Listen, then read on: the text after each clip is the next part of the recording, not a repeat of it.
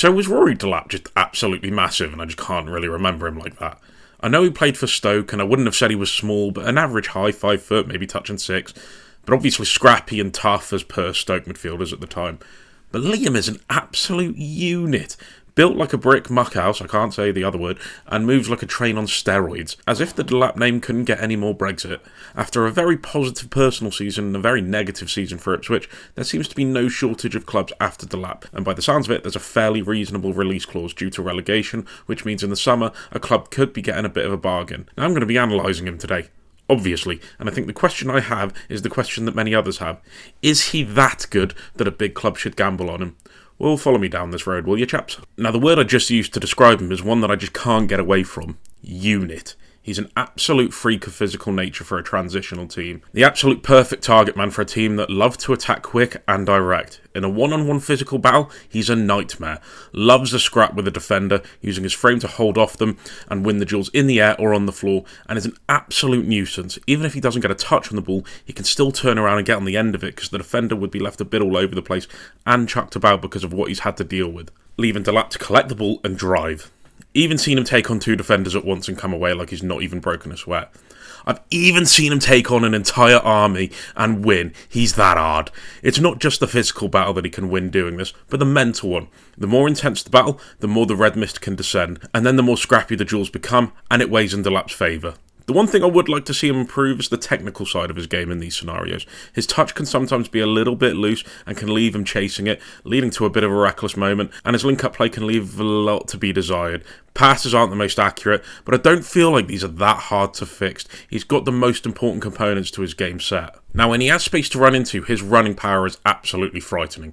His balance and aggression whilst running is something else, to the point where, when he's at full stride, defenders just bounce off of him, fly in a windshield type scenario. A little bit Erling Haaland-like without the weird running style. He can do this with and without the ball, carrying it over large distances from back to front, taking it from his own half to the opposition's box without breaking his stride regardless of what comes. He's also decently quick when he hits that stride, so you can't battle with him physically and you'd struggle to outmatch him for pace, leaving you in a pretty perilous situation as a defender. The one thing I will say is that when he gets into the box, he does love to just put his foot through it. Pure power in his shots, like there's nothing that this lad doesn't do without serious aggression. Also, doesn't ever really seem to look up and analyse the goal-scoring situation to give himself the best possible chance at producing the finish required. Does mean that some of his finishes could end up anywhere. As I said, he lacks a little bit of technique, but he's not a million miles away from it. And if he can work with a top-class finishing coach, we could be seeing something special here. Also, doesn't just need to carry the ball himself. His running power makes him a great threat regardless of whether he has control of the ball or not.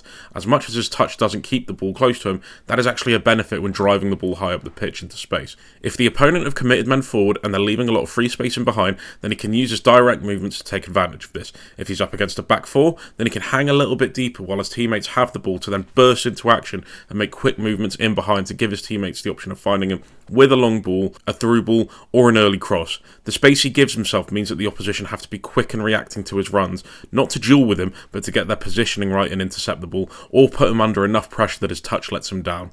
If they don't get there quick enough and he's got control, then he'll love standing up his marker face to face and then take a quick touch away from his body to create that separation to launch one of his rockets and risk breaking the goalkeeper's wrists.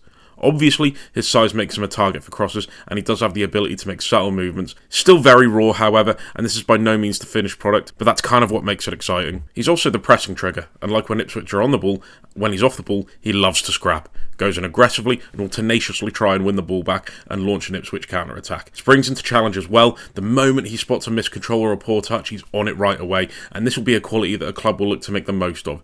Who is that club?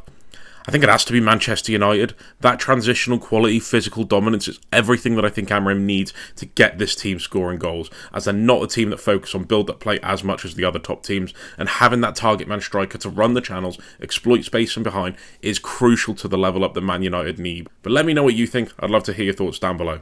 In a bit, lads.